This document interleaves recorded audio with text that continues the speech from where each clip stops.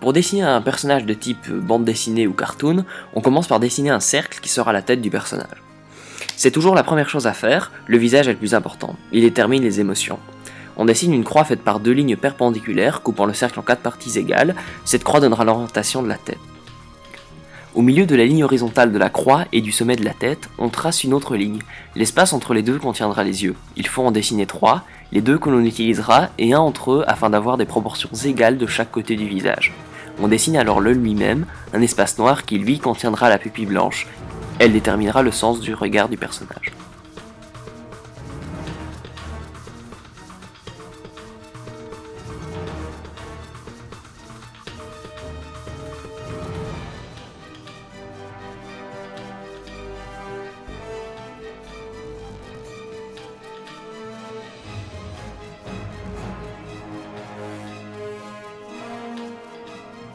Pour ce type de personnage, on n'a pas besoin de dessiner de menton, on peut tout de suite dessiner la bouche dessus. Les sourcils viennent après, et c'est la plus importante partie de la face, parce qu'avec ces 2 courbes, on devine l'émotion du visage.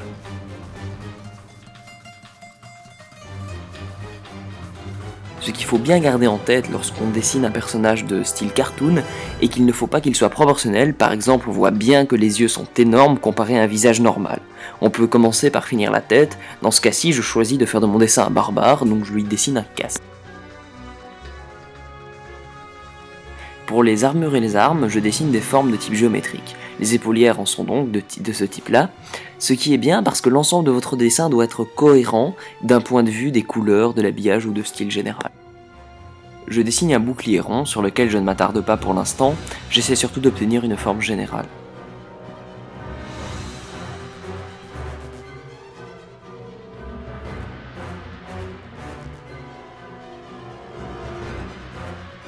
Je lui ajoute une hache dans l'autre main, notez que les doigts sont plutôt des ovales imposants, ce qui montre facilement leur position mais tout dépend de l'angle de vue.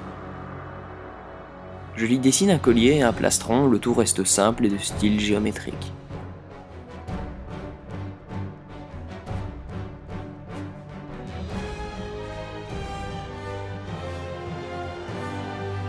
Je dessine aussi des sangles pour chaque partie de son armure.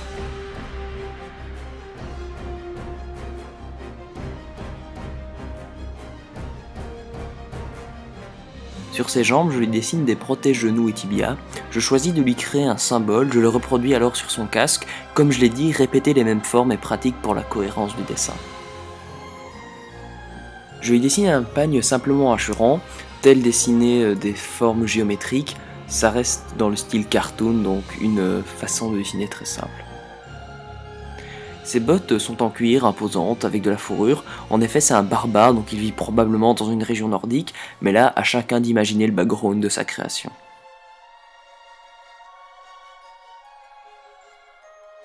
Je reviens à son bouclier auquel je fais des formes pointues, j'ajoute ensuite des lignes suivant le côté du bouclier, et de mes anciens traits, le même principe que sur son casque, cela donne un effet 3D.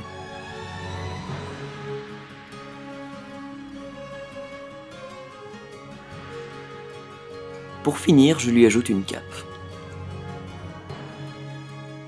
Maintenant, à l'aide d'un feutre noir, je vais repasser sur tous mes traits de crayon, ajouter des détails tels des coutures ou des plis dans ses vêtements pour ensuite gommer le tout.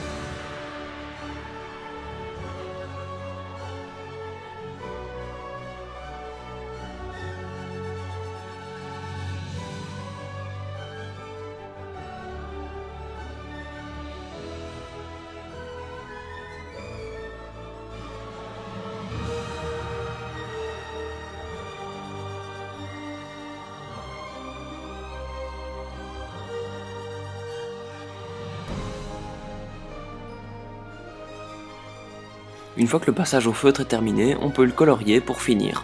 Voilà ce que ça donne par exemple pour mon barbare une fois fini.